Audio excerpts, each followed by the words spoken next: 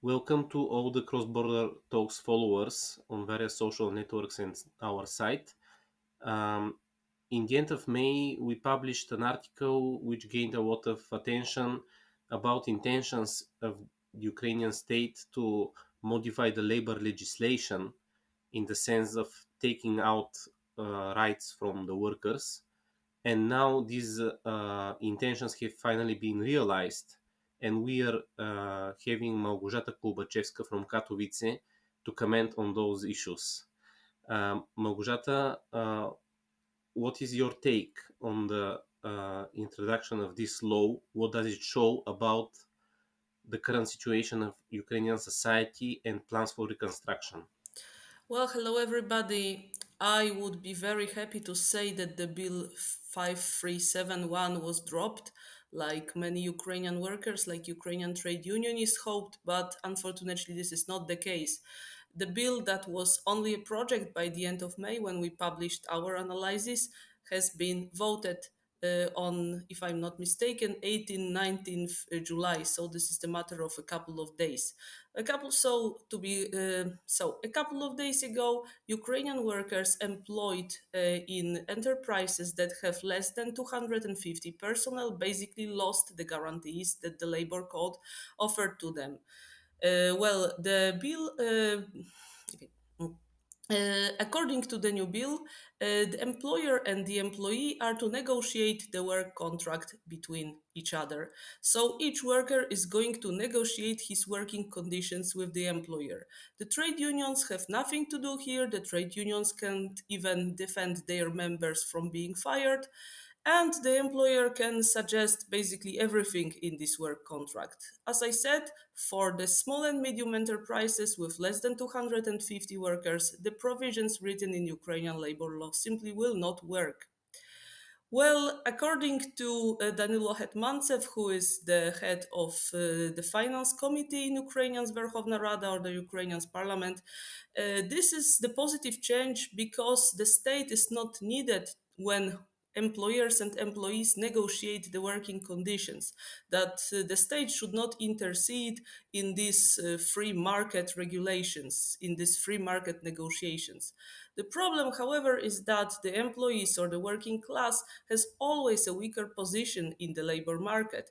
For those are employers who look for people to work, who have capital, who have some basic guarantees, and the workers are looking for somebody who buys their physical work from them and who gives them an opportunity to gain money for living. So the position of workers will be always weaker. And if the workers are not allowed for collective negotiations or if the state does not give them basic guarantees, then this position becomes desperately weak. And let us remember, we are talking about a war torn country, about a country which has now 70 million of refugees. I mean refugees inside their own country, so people that they had to leave their the place of living they had before 24 February, and even more Ukrainians are now abroad. So we are talking about a place where people are struggling for survival, and now they were deprived of the very basic guarantees that the labor law gave them. So they can lose jobs easily, they can be exposed to employers' demands, and they can be threatened with loss of a job if they don't fit into these new demands. And let me just remind that this is not the first change in the labor code that is not first change in the labor legislation, which is very vehemently anti-worker. For over during the war, the Verkhovna Rada has already passed a bill that allowed the employers not to pay for some time, just to suspend the work contracts. So not to fire people, but not to pay them either.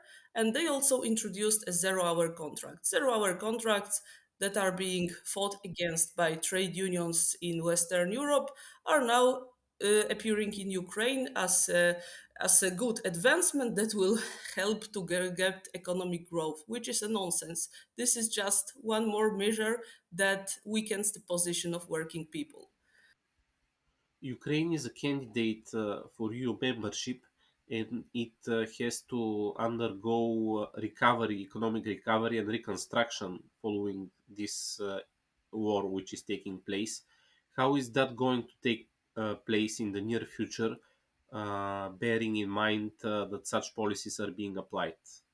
Well, the Ukrainian government made it quite clear with Yulia Sviridenko or the Minister of Economy article in Ukrainska Pravda, one of the key Ukrainian newspapers and news portals, who published a text on 8th July explaining what kind of economy are we building. Basically, it is a scary reading for people from Eastern Europe. It is scary for everybody who lived in any post socialist country under the transition or who knows from his family, his or her family experience, how traumatic experience the transition was. So Ms. Sviridenko is suggesting that only full economic liberalization and a minimum state can guarantee economic progress. She says that we must lower taxes, we must liberalize economy, we must give the business maximum freedom so that the national product grows and the state perhaps will be able to afford basic social services. This is a recipe for economic growth that was sold to Poles, Bulgarians, Romanians, everybody in Eastern Europe after the fall of Soviet Union. And well, you can ask anybody in this part of the world if really the result was an economic miracle. It was not. Our countries were turned into a reservoir of cheap workforce, into a place where factories from the West are relocated because there is an obedient and desperate workforce waiting here for any kind of jobs. And everything seems that this road will be repeated by Ukraine. And this road is also actively advised to Ukraine by Western based think tanks and the organizations that have connections to Western neoliberal economic advisors. I could just say that the Bill 5371, so the bill that we discussed in the first part of this talk, was actively advocated by Office of Simple Solution Office of Simple Solutions, which a think tank once headed by Mikhail Saakashvili, which is openly neoliberal, and these solutions were advocated by them a couple of years before the war. At that time, however, it was obvious to Ukrainian government that people would go to the streets. As weak as the Ukrainian trade unions are, they would anyway mobilize to defend workers' rights, so it was impossible even to try passing that legislation. Now, with the war, everything is, of course, different. Everybody is focused on survival and defense of the country, physical defense of Ukraine. So it becomes easier for Ukrainian government to introduce ultra-liberal measures. I would say that again, measures that did not work in any country of Eastern Europe when they were introduced at the beginning of the 90s. And sadly, you mentioned Ukraine's now position as a candidate to European Union. Unfortunately, in the European Union, there is nobody, there is no force that at the time given stops Ukraine for going into this neoliberal way. It is like everybody in the West was rather happy. I mean, capital in the West was happy that a new field of investment, a new field of workers' exploitation, and a new field of easy profits is opening up. And as European Union has a neoliberal phase, it is not stopping Ukraine from going into this disastrous road, or even worse. As I mentioned, that the neoliberal Western advisors suggesting that only a total liberalization will bring economic growth. Let me just give one more quotation from Mrs. Sviridenko's article in Ukraińska Prawda.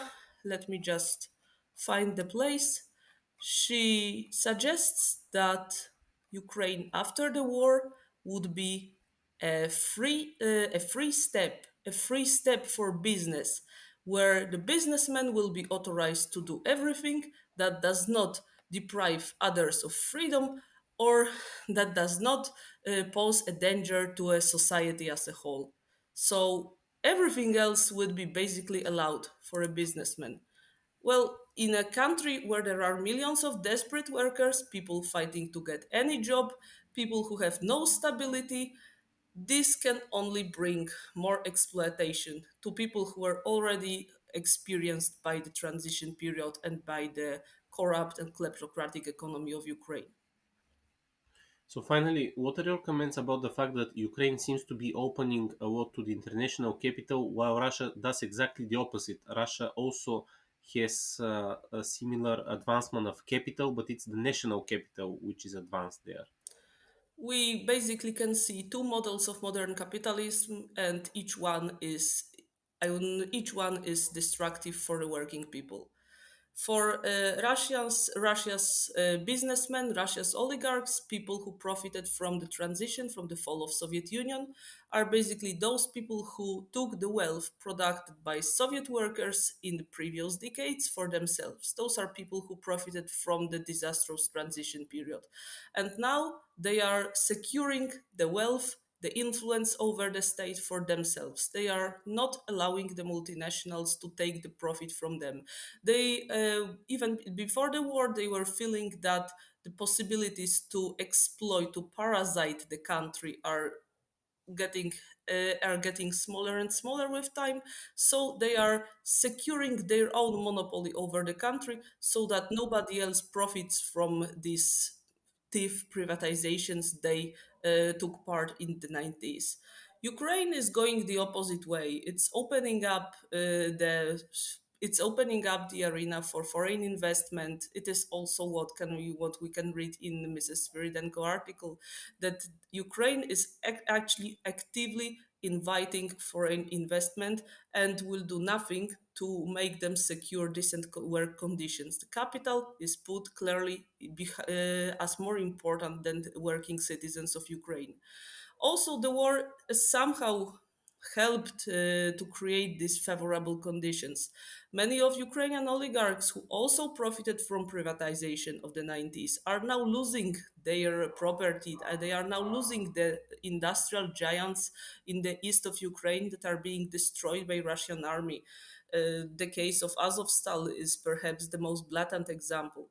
Well, so it seems that while Russia is going towards national capitalism, exploiting the workers, Ukraine is heading towards multinational capitalism and also exploiting the workers. So it seems that neither way is actually giving guarantees to working people, and working people are left to struggle for survival.